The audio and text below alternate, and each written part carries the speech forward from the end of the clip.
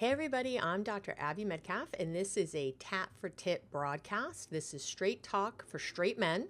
So if you fit in that category, this is the right place for you. Today we're going to talk about money and sex. And no, we're not going to talk about hookers. We're going to talk about how talking money can lead to talking dirty. Because as you're sure you've already noticed, money gets in the way of intimacy and closeness. You fight about it, you argue, and it gets into other areas of your life. So I'm going to cover the 7 rules for money in your relationship if you want it to be better. So at the end of this broadcast, you will know some actionable, clear tips and tools you can use today to start having money be a less of a source of conflict, more natural in your relationship, and an easy way to go. If you are somebody who has 0 issues with money in your relationship, God bless you. Oh, that's so awesome. I don't know if you're from Mars or where you're from, but if you have that, that's great. You might want to listen anyway. I might have some tips in here that really help you. But today I'm really talking to the people who have found that money gets in the way. They argue about it in some way, or it's somehow becoming a source of tension. So that's really who today's broadcast is for. So when we're talking about money in relationships, we know that it's a common cause of conflict and tension. I see this all the time. I have lots of folks who come to see me. I would say that money is way at the top of the reasons people walk in the door, as far as being involved in other things, not just the money itself, but maybe they're arguing about, goals for the future, or what they're saving for, or one person's definition of saving is different from another person's definition of saving. You maybe talk to your wife or girlfriend or fiance, whatever, and you say that you both agree to save money, and what you think that means is one thing, and what she thinks that means is another. So that happens quite a bit. So let me just start with this. How you relate to money has a lot to do with your thoughts and beliefs about money. Now, this might sound obvious, but a lot of people don't realize this. How you relate to it, how you think about it, what you think about it, how you talk about it, how important you think it is, all that. You have thoughts and beliefs all the time that you've been taught your whole life that mold that. And they develop in early childhood and build and grow as we move into adulthood. And people kind of miss this. Susie Orman, if any of you have read her stuff, she talks about this, how she has some story about how, I guess her dad owned a shop, and when she was young, there was a fire there in the shop, and her father went in and pulled out the money box with his bare hands and got 3rd-degree burns or something horrible from it. And, the lesson that she learned about money right that minute, right, is that it's more important than your life practically. And, these are things that even when we don't realize it, we're learning. So, maybe you think your parents taught you nothing about money, that you never discussed it. Trust me, you learned plenty from them. There was ways that they communicated their thoughts, their feelings, and again, their beliefs about money to you, whether or not they said them out loud, or just did it through action. And sometimes, many of you might have grown up in a home where the way you talked about money was actually different than what actually happened. So, and that's important too, that conflict, that confusion, that seeing one thing but hearing another. All of that is sitting in your brain today in whatever neurons you hold in there. It's baking back there. And you just have to be aware so we can move forward. Now, when you get into a relationship, there's often a culture clash when it comes to money. It happens, I see it all the time. People think, well, we're both from the United States, maybe we're both white, or we're both Hispanic or whatever. But if one of you comes from a money abundant household and one of you comes from a scarcity household, a money scarcity place, that's like growing up in 2 different countries. And I'm not just talking about socioeconomic, although that's 2 different countries also. If you grew up in, with no money and poor and didn't have money for food, and your wife grew up with, everything you can imagine, obviously that's an obvious one, right? But there's others. There's other ways that you might have grown up in a house that actually had money and could have been, more comfortable than it was, but your parents always acted like you were about to run out. It was always at the edge. Or maybe things you wanted were deemed frivolous or, too much, any little thing. And so that's a money scarcity household. So it doesn't always matter how much money was in the house. Sometimes people treat it like it's abundant or scarce. You could have grown up in a house that really didn't have any money, but everybody was pretending there was a lot. Maybe there was a bankruptcy or two. Maybe there was just a lot of looseness around money. So all of those things are in your brain now. And all those beliefs, those thoughts you have about money meet up with your partner. And that's what often becomes this culture clash. And we don't see it as such, again, when we think that we're both the same, but you could be amazed at how different you might be about it. Now, all this tension bleeds into other aspects of your relationship. Of course, you might find yourself forgetting the last time you had sex or felt close to your partner. When was the last time you really maybe felt truly intimate, truly emotionally close? Because when you're arguing about this stuff, it really drives a wedge, and that becomes a bigger problem. Now, money doesn't have to wreak havoc on your love life. It really doesn't. It can be different, but you got to get on board. So with the right information and a change in your thoughts about money, even financially incompatible couples can find a way to live happy. How do you like that? So even if you've come from very different backgrounds and really don't share a lot, you can find a way to live happily and have great sex while you're at it. So you got to remember, I've said this a million times, that men often like to have sex to feel close, but women have to feel close first to want sex.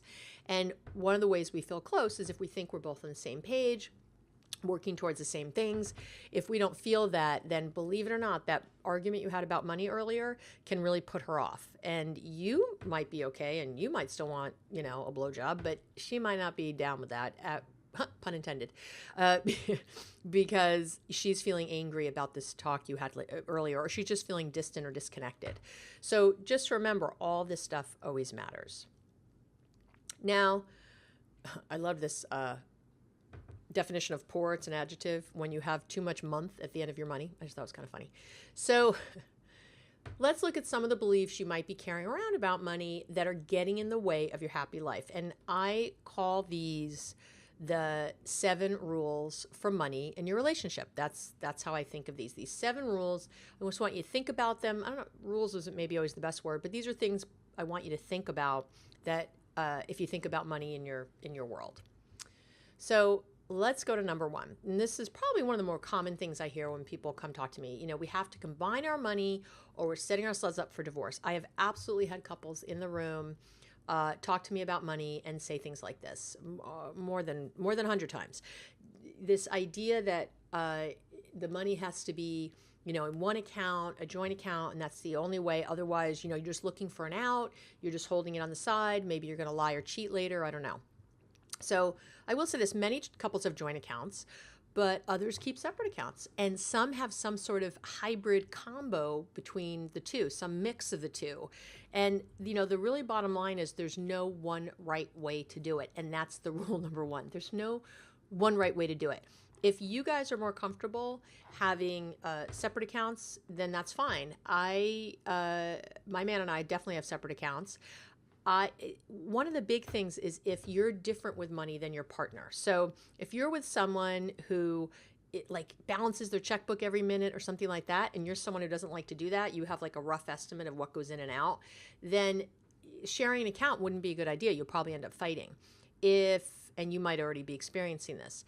So what I do generally like, though, I will say, is no matter how you divvy things up, you always want a place where people can have their own money, their own kind of thing, so that, if I'm buying a gift for my guy, I don't want him to know how much I spent on it. I don't want him to be able to see it on the credit card. I want to be able to pay for it in a way that it's just from me and it's not him paying for his own gift in some weird way. So, or vice versa. Now, you might be a sole breadwinner in your house, and that's fine too. We'll talk about that. But it's still nice not to actually see the bill at the end about how much got spent, and to give some leeway and some room for people to spend money as they see fit, even within the couple. And we're going to talk about that a little more as we move on. But you can do whatever you want, really, as long as it's fair and doesn't create resentment. So however you want to set things up, if it's a hybrid of the two, if it's a separate account, if it's only a joint account, you just have to make sure that everybody's on board. It can't just be because it's your idea, so that's the way it's going. It needs to be that everybody has agreed to this in some way. And in other words, everyone, like I said, needs to agree, not just the person making the most money. And that's what happens sometimes by default, that whoever's making the most money decides how the money's going to be spent and where and where the investments are going to be. And that tends to be a big mistake in relationships. And we'll talk a little bit more about that in a minute. So rule number 2 is this idea that it's your debt. And these days, individuals in a couple, they sometimes think that it's the other person's debt. If you came into the relationship, especially these days, people are getting married later. They're coming into relationships later. You might be coming in your 40s or your 50s or your 60s, or I hope into your 70s and 80s. And obviously, at different times, we have debt. Maybe you have maybe your wife has a student loan. Maybe your girlfriend has credit card debt from all, too many shoes. I don't know. Maybe someone had some sort of lien put against them for something. It could be a million things, right? And sometimes people think, well, that's her debt. Sometimes guys go, well, that's her debt. That's her issue. She came into the relationship with it. And maybe you're doing it yourself. Maybe you're the one who came in with debt and you're thinking, well, this is my problem. This is something I have to work out. And maybe in your head, if it's hers, you might be thinking, why should I be responsible for decisions they're making about money before we even got together? That's on them. They made these decisions. That's not my fault that they were stupid, that she was an idiot with money or bought too many pocketbooks or what, I don't know, whatever you think. But the key really in this is to figure out a budget that works for both of you. So you can't go to that really. You can't go to, well, it's hers, not mine. It's ours. It's and I'm going to talk a little bit more about this later, but it's everybody's. You can't have two different ways of living in the relationship. Think about it. If you're really going to, if you're just dating someone and you just met them, obviously I don't expect you to move your money together. But if you're living together and you've made a commitment to be with this person in any way, married or not, then it's time to start living together. Otherwise, really, you're roommates. I mean, roommates don't share money, but couples, intimacy sort of does. Their money goes both ways. So if your partner has a lot of debt, I need you to think about how the two of you are going to think together. So what, you're going to go to Hawaii, but she can't because she has all this debt and can't pay for it? Or you're going to pay for her? It starts to get very weird with the power structure. Again, I'm going to talk about this in a little bit, but I want you to get over this idea of it's the other person's debt and it has nothing to do with you, because that's really not how it works. So the next one I love, what they don't know can't hurt them. So this is another rule about money you have to look at, and this comes up a lot with hiding money. It's a common problem. It's a big problem. I see it a lot. This idea that, if they don't know about it, it's not going to hurt them. And, you have some idea about why that's okay. Sometimes it means maybe lying about how much something costs, so this doesn't upset your partner. I think women do this a lot with groceries and things like that. They'll downplay certain things and upplay other things. It can be that if you're the primary breadwinner and your wife or woman is doing a lot of grocery shopping and taking care of the kids, that kind of thing, she's knowing what the day-to-day costs of things are. A lot of times men don't. You really don't. You don't understand that, like, good Parmesan cheese, a little block of it might cost $15. You might not agree to that. We'll talk about that later, but you might be thinking, oh, cheese, a couple bucks, all the time. And things really, there's very little that's a couple bucks, I got to tell you. So a lot of times I see women hiding how much something actually cost, and they'll say, oh, it was this much, not that much. And they find the money other places to sort of hide, and it's all like smoke and mirrors. That's a problem. Other times, it's not telling your partner when you worked overtime and have some extra money. Maybe your parents sent you a birthday check or something that you don't want to share. You're like, hey, it's my birthday. It's my money. And that's fine. It can be your money, but you should say something out loud that you got it. It doesn't need to be a hidden thing. That's my issue. It's not that you couldn't keep it. It's for yourself. Your parents sent it to you, and maybe they actually send your wife money, I don't know, on her birthday. But either way, it's hiding it. And this idea sometimes, and this I do see, where one of the partners, one of the people in a couple will work overtime, and they think, well, I'm working overtime. That's, my decision to work extra above and beyond, so that money's mine. And I really want you to rethink that, being yours. Because again, now we're getting into all this keeping score and mine and yours and us and them. And that's generally a problem in relationships. It's the two of you together as a couple are a resource. You are one resource put together. So if you think your stuff is over here and her stuff is over here, then I have separate resources, and that's a problem.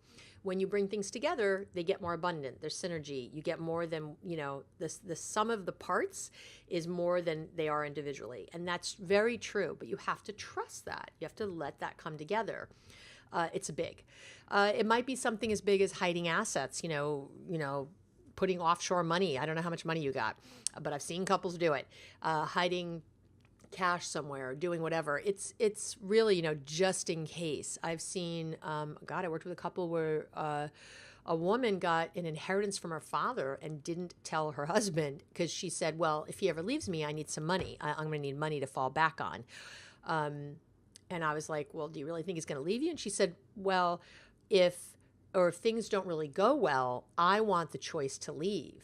I want to know that I have freedom and I could go. And I thought, wow, this isn't a good setup for intimacy and closeness. It's like already going in, deciding that it's not going to work. If you're hedging your bets that much, if you are not burning any bridges and not even not burning them, you're building new ones out, you can imagine that that's probably not going to go very well. And it doesn't. I have to tell you, that happens a lot. The distrust leaks out.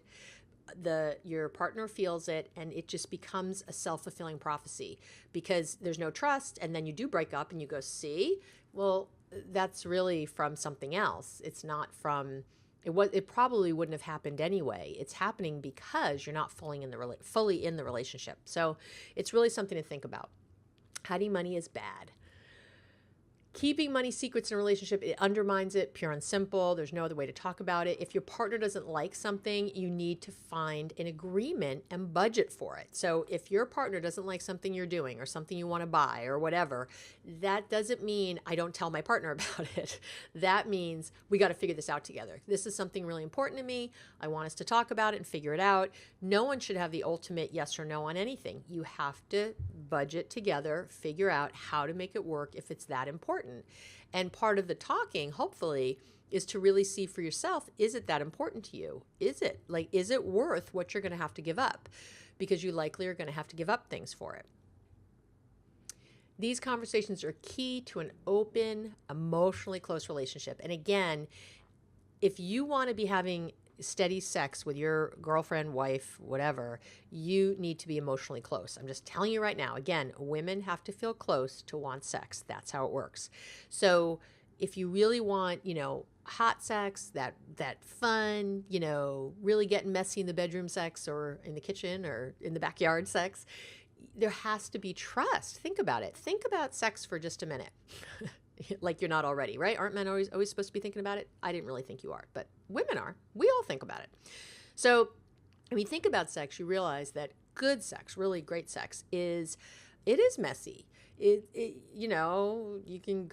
can be going down on you and gag. She could, you could fall off the bed. There's body fluids everywhere. It's messy. Let's be real. You try a position and you fall, or it doesn't work, or whatever. This is part of sex. If it's going to be really good and loose and you're not thinking about, how your butt looks or, trust me, we women think about a lot of stuff. You don't want us thinking during sex. You want us just in it and having a great time. And the way we do that is by having complete trust in you. Are you seeing the connection now? If we can't trust you, if we feel any part of us that you're holding back, that you don't share with us, that you're not being close, then we step back. And when we step back, that's one of the first things that generally goes is the sex. So, and I'm not saying the only thing you want in your relationship is sex, but I know it's a part of what you want. I hope it is anyway. And it's part of what women want. I want sex too. It's part of what the whole thing is about. But again, for us, we have a different thinking about it. We have different things we bring in. And for men, I think you guys can compartmentalize a little better. You can have that fight over here and then come over here and still want to have sex with her. She's not that way, as I'm sure you've already found out. So the bottom line is secrets around money create distance. And you're still wondering why you haven't gotten a blowjob since 2010? Let's be real, these these secrets, they create a lot of distance. It's not going to happen. Number 5, rule number 5, money is the most important thing. I got to tell you, I say this a lot. You can make money, but you can't make peace. You can make more money. Everybody in this world can figure out how to make more money if you really have to. You can take another job. You can get a better job. You can move to somewhere where the expenses are less, but you can make the same money. That's more money. Whatever. You can, knock over a convenience store. I don't know, but you can make more money. Making peace is harder. Making peace is tough. And if you have this in your head, you'll realize that sometimes throwing money at something so you can have harmony in your life is the very best option. There is sometimes this struggle that goes on around the money that in itself becomes a big part of the problem. And, you guys, I had a couple in here not too long ago, and they were arguing about a cleaning lady. And cleaning person, I should say. It's not always a lady. But they were arguing about having a cleaning person. She really wanted one. He was like, that's a waste of money. I'll clean, you clean, we'll get it done. And they were arguing about a cleaning person all the time. And I said to him, we're sitting in the office, and I said to him, why are you willing to pay for me, but not for a cleaning person? And frankly, I'm more than a cleaning person, right? I'm good. I charge good money. Like, I'm more. And this husband, he kind of reared back and he said, he did just that. He goes, I don't know. I said, I think this has become a power struggle between the two of you. And here you are willing to come here because things have gotten so bad because you're arguing all the time. When if you could have just paid for a cleaning lady, you might even not need to be here and you wouldn't have to scrub your toilet on the weekend. It's a win-win. You wouldn't have to schlep here during the week and do all that. And I'm not saying all their problems are because of the cleaning lady, but in a way they were. It was this way that he had about, nope, I say no, I think it's ridiculous, we're not doing it, done. And just closing a door on something that didn't need a door closed. And to just think like, yeah, cleaning lady seems ridiculous to you, it seems like a waste of money, but it's so important to her, it's enough that she's fighting about it, let her have it. Is it really that bad? Maybe even once a month. Could you negotiate? Maybe not every week, but maybe once a month. These are the things to think about.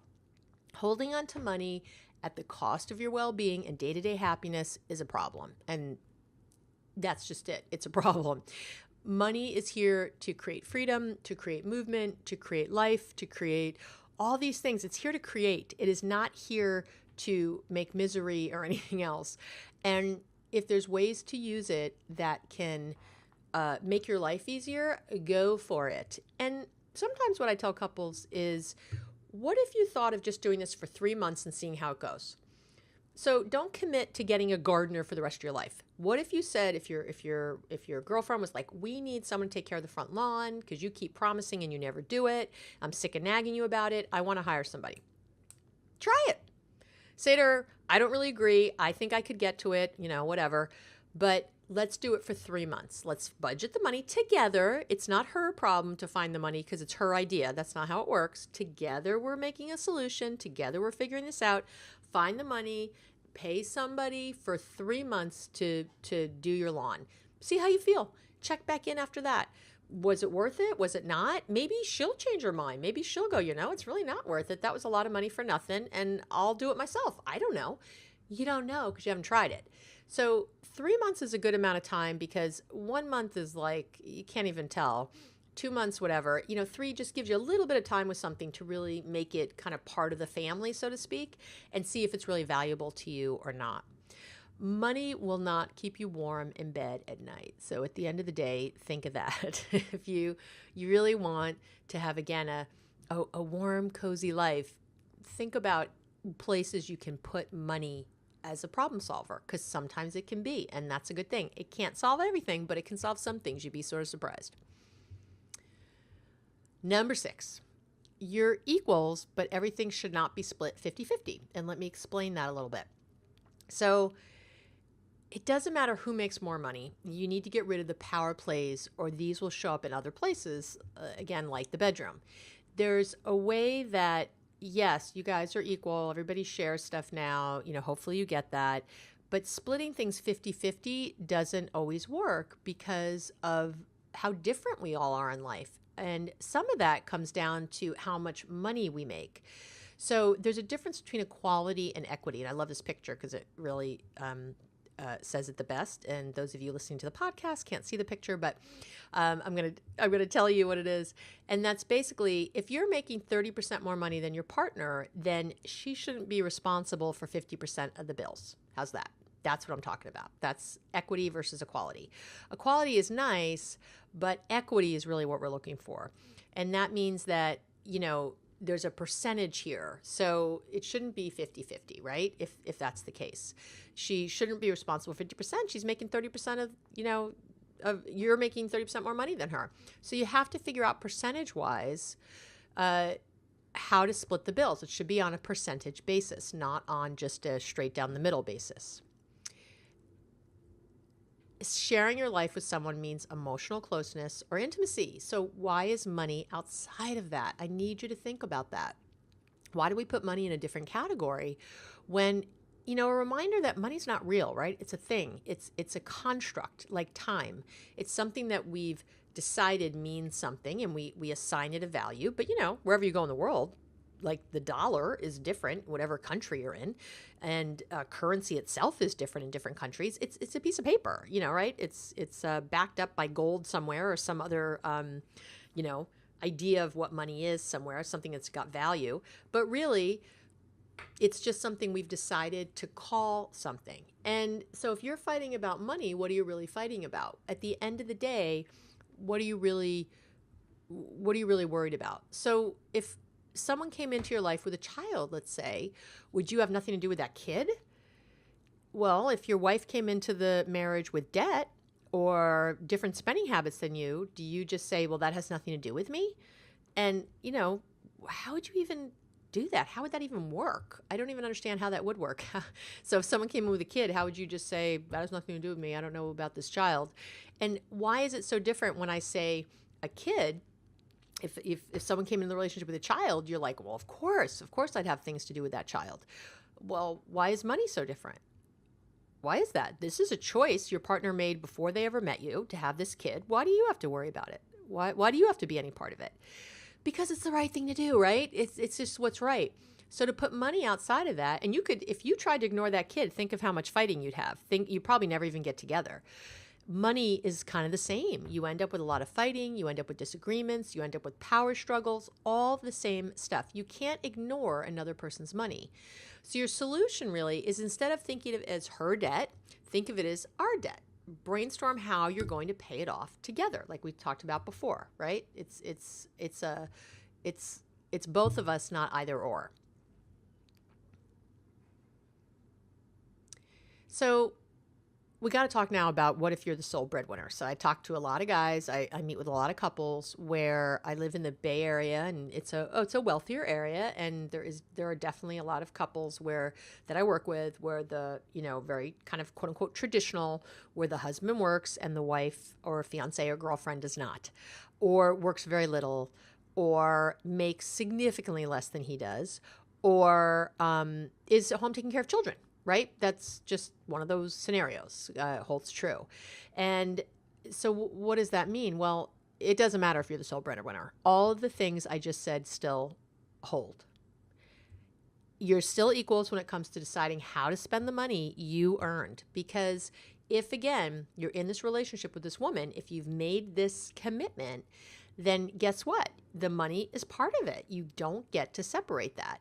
And if you're making a commitment that you're going to make decisions together and you're going to, do all this together, then money is a piece, whether or not you quote unquote earned it or not. And I will remind you that if she is at home taking care of children, she is certainly earning money, trust me. And if you had to pay for someone to take care of those kids all day, it would cost you a lot more than you're giving her, is my guess. If you don't want to share your money and the power and control that comes with that, then you probably don't want to share much else. So maybe a relationship isn't the thing for you, and that's okay. Maybe this idea of intimacy and being close just isn't what you're ready for, and that's all right. This broadcast today is really for people who are in relationship and finding that you struggle around money. That's who this is for. If you have a grand old time, then God bless you. But if you're having any issues, I'm hoping you're listening well. And, if a relationship's not for you, maybe try a pet. I don't know what to say. I say that with love, all the love in my heart. But, at the end of the day, you're left with you. And as we, kind of famously say, you can't take it with you. You're not going to take it past the grave. And if money becomes more important than the people in your life, I'm not sure, that this broadcast is going to help you as much as I hope it does, because there's something else you really need to look at. Why is that thing giving you so much happiness? Why are you deriving all your power and control from that and not feeling willing to give that up for the sake of a relationship, for the sake of being with somebody? And again, if you're listening to this right now, my assumption is that you want to be close, that you want to have intimacy, that you want to have this love. So I'm here to tell you that, again, breadwinner or not, you need to find ways to talk to your wife or girlfriend or fiance about money and how to come to decisions together, not separately. So the last issue that comes up a lot, the last rule we're going to talk about, rule number 7 today, is labeling one of you as a saver and one of you as a spender. I see this all the time. I hear about this all the time. So the couple comes in and he'll say, oh, I save money and she spends. I hear it all the time. You're all full of crap. So no one is right or wrong or good or bad with money. That's not how it works. You just find different things important. You're both spenders. Everyone's a spender in this life. It's just a case of what you choose to spend money on. You've decided that what you spend money on is okay. So maybe you only spend money on the mortgage and, the taxes on your house and the car and its maintenance, and that's it. So you consider yourself a saver. And your wife spends money, she buys the clothes and she's, getting stuff for the kids and setting them up with camps and buying a new stereo for the house and buying groceries. She spends. So you see it as I save and she spends. Well, that's a lot of crap. You both spend. You just decide that the mortgage is a worthy thing to spend on and that the car insurance is a worthy thing to spend on. That's great. I'm not saying it's not. I'm saying it doesn't make you better than her that you think this is okay. This is your beliefs. One more time. Someone else might look at your life and go, you're crazy to spend all that money on a house. You could be renting somewhere so much cheaper. You don't have to worry about if the toilet blows up in the middle of the night or mowing the grass or any of that stuff. You likely could be living in a smaller house than you do, but you want to be more comfortable. You likely could be in a much cheaper car than you drive, but you want to be more comfortable. And maybe you like that it says BMW on the front of your car. I don't know. Whatever it is, you've decided through your beliefs and what you believe is true that this is a good idea. That's fine, but it's not okay to judge your partner because they think other things are a good idea to spend money on. You are not the right one and she's the wrong one. It's not how it works. Or vice versa, by the way, if you're the one getting nabbed for this. It's just generally in my office when I'm sitting with people, it tends to move this way between the sexes, I have to say.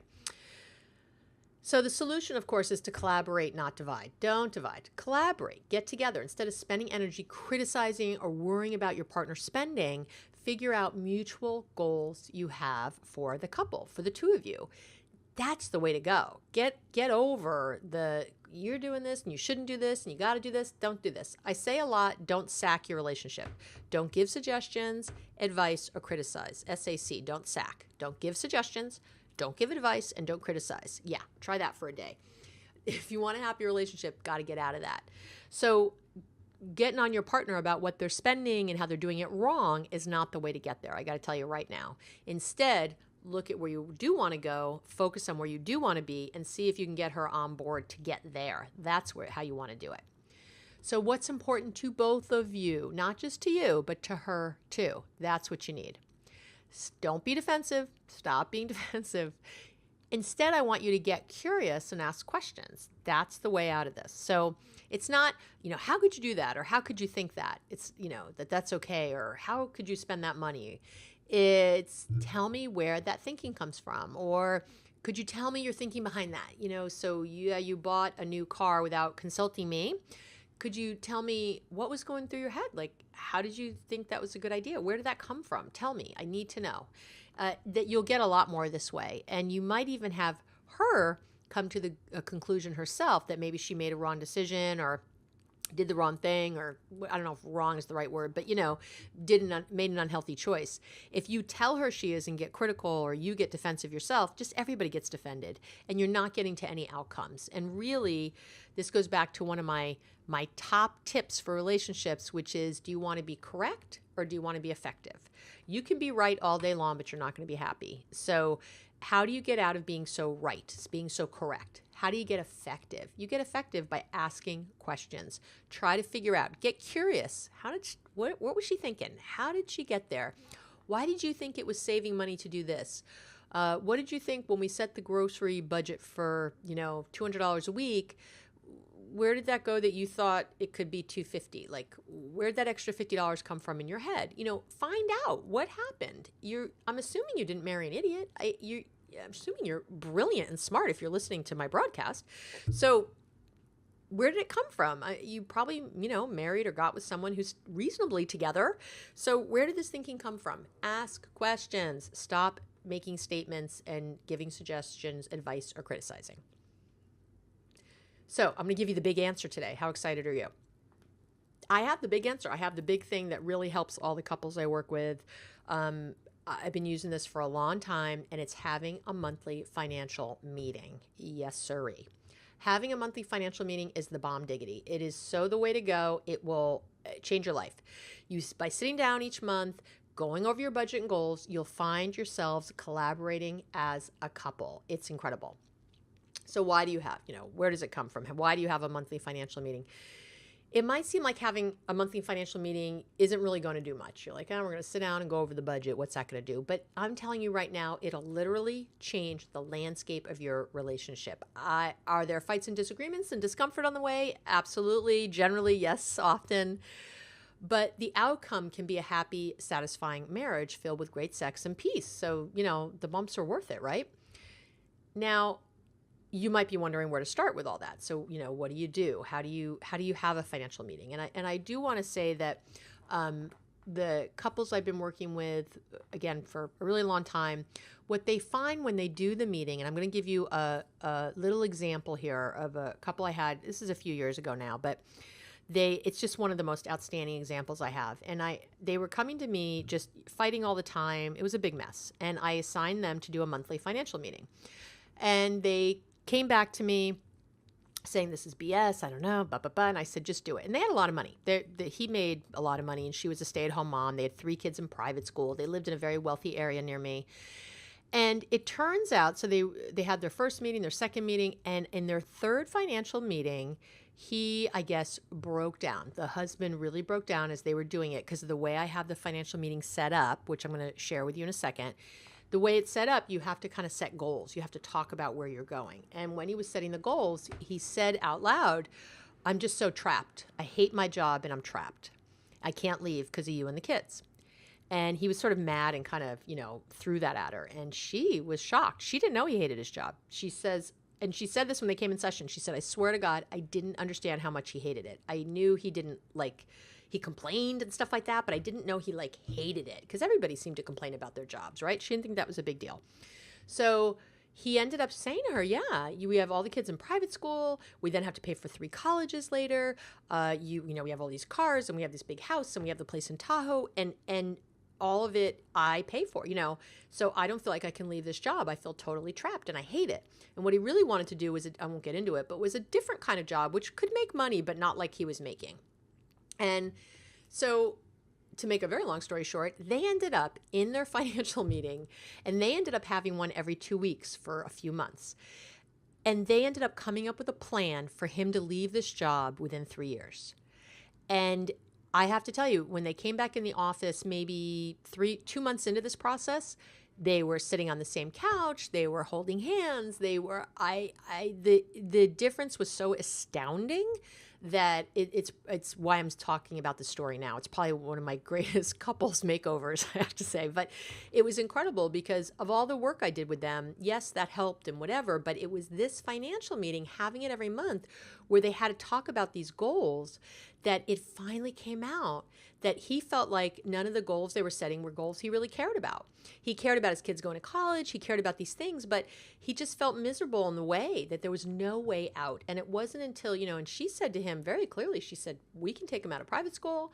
We could get a smaller house. We don't have to have these cars. We can sell the Tahoe place. Like, for you to be happy, we can still have a really great quality of life, but it doesn't have to be up here. And we could start saving now and working, if you do this job, and they figured out like this 3-year plan.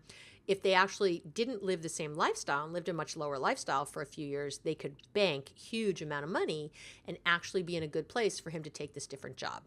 And they threw around her going back to work, all kinds of stuff. I mean, it was pretty amazing to watch them collaborating, talking, working together. And for the first time, probably, well, he said it, sorry, it's not probably. He said, for the first time in years, I don't feel alone in this marriage.